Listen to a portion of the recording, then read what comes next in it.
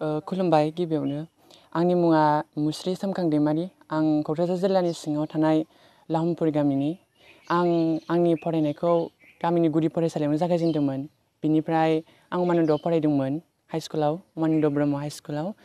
बिनिफ्राय आं मेट्रिकखौ पास जानानै इउ एन एकाडेमियावहाय फ्रियैनो फरायनो मोन्दों आरो ओमफ्राय HSLC आव आं 90.5% मोन्दोंमोन आरो बर'नि टप 10आवहाय जायगा आवग्रिनो हादोंमोन आरो ओमफ्राय HS आवहाय आङो पास जाखांनानै ड्रप लादोंमोन मेडिकेलनि थाखाय कचिं आरो बड'फा UN ब्रह्म सुपार 50 मेडिकेलाव सेलेक्ट जादोंमोन आरो बिनि थाखाय आङो BTR गभखौ साबायखर बावनो सानो आरो UN एकाडेमिनि गाहाय फोरोंगिरि सार आरो फरायसालिखौबो आङो साबायखर बावनो सानो फ्रियैनो फरायनो खाबु होनायनि थाखाय दा आङो निटआवहायो 453 मार्क 87.85 पार्सेन्टाइल लानानै पास जानो हाबाय आरो दायो आं सानो मोजां मेडिकेल कलेजाव एडमिसन मोननो हाथों बेखौनो आसा खालामो आरो आं सिगां अबायबा माबा एक्सट्रा बेफोरबायदि एग्जाम होखांबायमोन नामा एग्जामथ' आं JEE होदोंमोन JEE आव 77 पार्सेन्टाइल मोन्दोंमोन आरो नोंथांनि बेफोरबायदि जाफुंसारनायाव नोंथांखौ सोर माबायदि मदद होआ आंखौ आंनि आमायानो बांसिन हेफाजाब खालामदों आरो आंनि बिदा आरो आंनि फोरोंगिरि सारमोन आरो आंनि आइयाबो एसे हेल्प खालामदों जिहेतु नैबे ओनसोलनिफ्राय नोंथाङा सासे डक्टर जानो थांगासिनो दं गोसोआव माबायदि मोनदों आंथ' जोबोद मोजां मोनदों माने जोंनि ओनसोलनिफ्राय जे जोंनि गामिनिफ्राय जे फार्स्ट टाइम आंनो जे मेडिकेल निट एग्जामखौ उथ्रिसारनो हादों बिनि थाखाय आं जोबोद गोग्गानाय मोनदों खोब गोजोनथाव बाथ्रा मादै जिहेतु नोंथांनि फिसाज्लाया जे सासे डक्टर जानो थांगासिनो दं गोसोआव माबायदि मोनदों आंनि फिसाखौ जोबोद खस्थ'यै फोरोंबोबाय ओमफ्राय आं खस्थ' बिबायनि अननायजों दिनै आंनि फिसाया डक्टर जानो थांबाय सासे IIT MTech पास खालामनानै फैबाय दा PhD खालामनो गुवाहाटि IIT कलेजाव एप्लाइ खालामदों रिजाल्ट फैथ'वाखै दा आं आरो सासेयाबो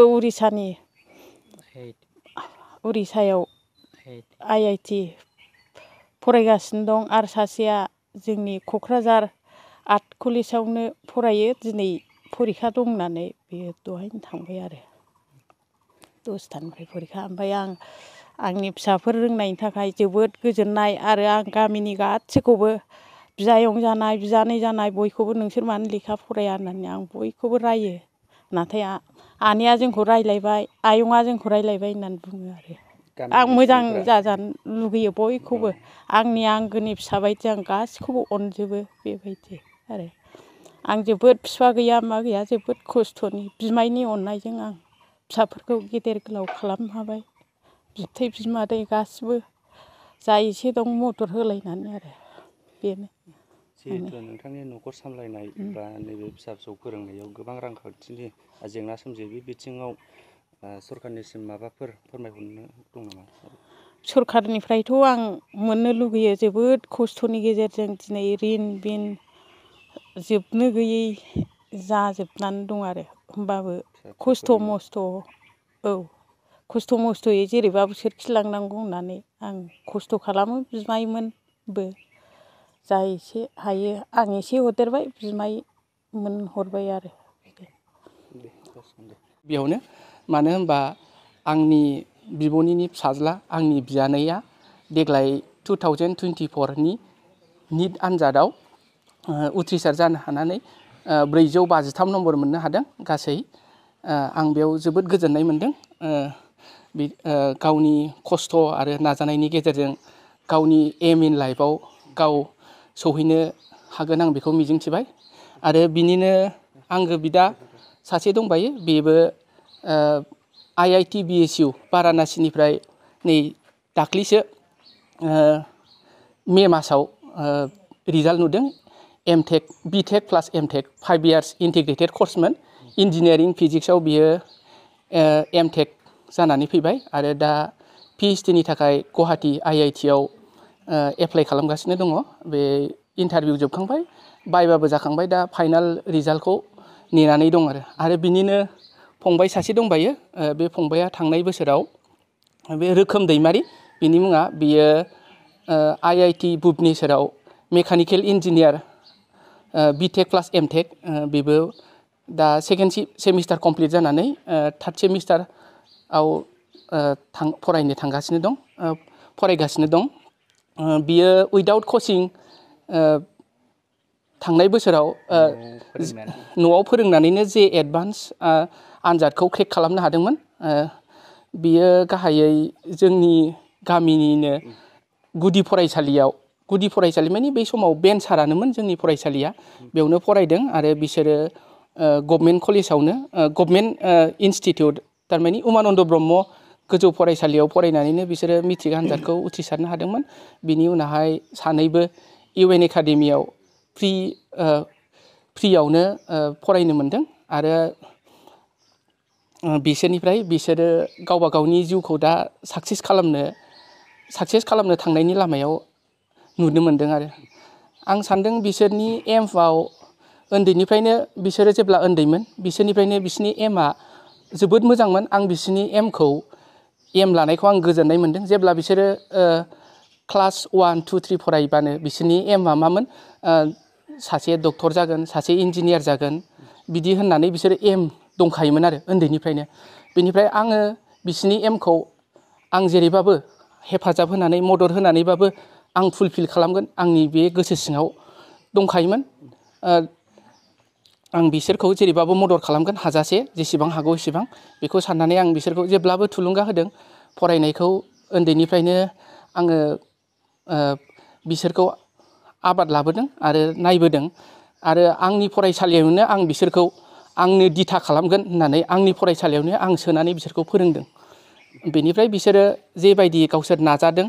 बोसोन होदों फोरोंगिरिफोरनि मददजों गावसिनि खस्थ' नाजानायजों बिसोर दिनै गावबा गावनि एमाव सहैनो हाबाय आरो इयुनाव सासे मोजां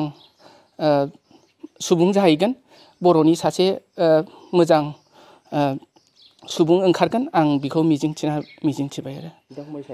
बिसोरो बिदा फंबाय साब्रै आंनि आब'निनो असे फिसा दख'रा दुलाराय बर' फरायसा आफादनि थाखाय जोबोद गोजोनथाव बाथ्रा जाय दिनै जोङो लाहामपुर गामि दख'रानि बेनियाव थानाय जेनाखि लाहामपुर गामियाव जोङो फैदों फैनायनि गुबै थांखियानो जाहैबाय देग्लाय जेनाखि निट आनजादाव जेनाखि उथ्रिनानै जे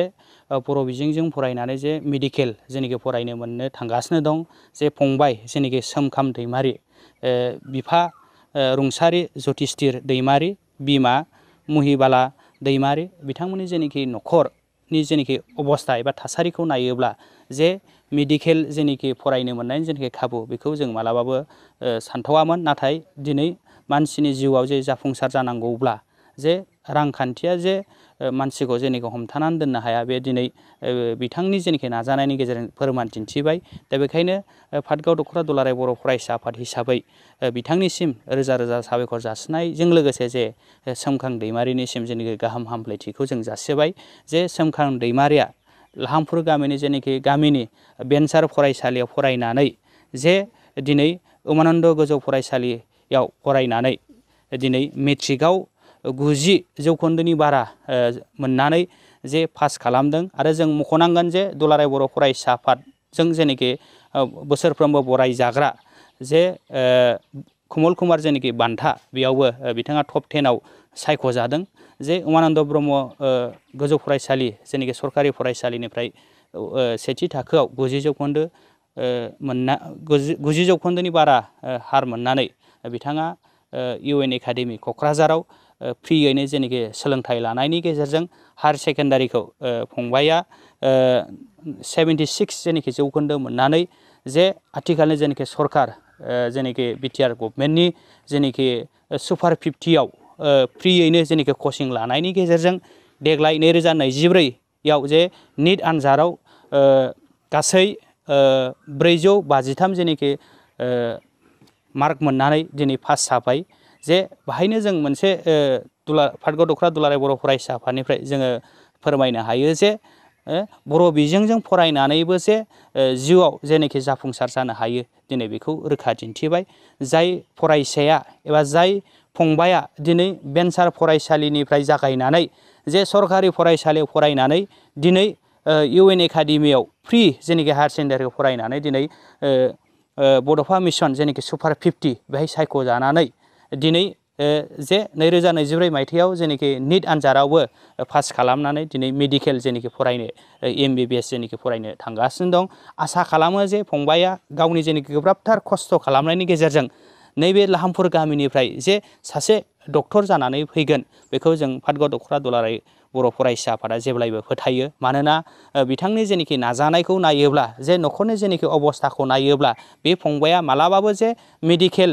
एबा डक्टर जाहैनायनि जेनेखि सिमां बेखौ जाफुंनायखौ जों नुनो मोननाय बायदि मोनदोंमोन। नाथाय दिनै एसेबांनाखि आंखालनि गेजेरजोंबो जे बिमानि